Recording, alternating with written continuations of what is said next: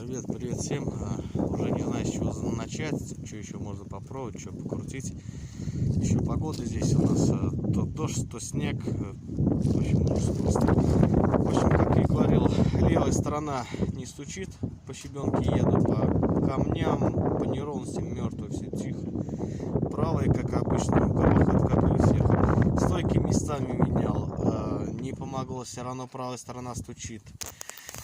А здесь бублик слева подложил под опору, законтрагаил, но все равно мертвая, тишина вообще прям. И в багажнике катался сейчас с соседом, все нормально. С правой стороны также пробовал, стучит, потом гайку, больше диаметр под гайку основную, потом наоборот пробовал, все равно стучит.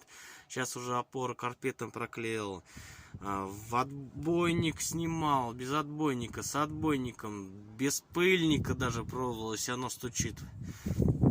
Пробовал даже на самом штоке карпет наклеивал, боялся, что сам пыльник стучит об шток, но нет, вся тишина и так, и так. В общем, уже не знаю, с чего начать.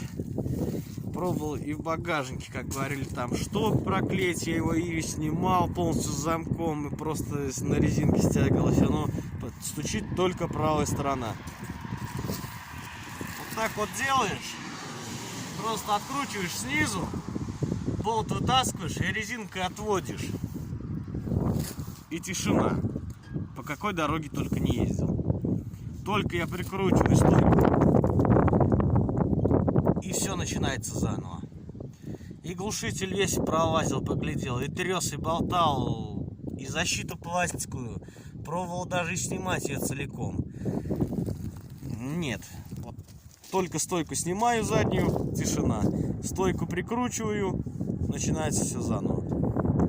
Подскажите, я уже даже не знаю, что, куда дальше копнуть.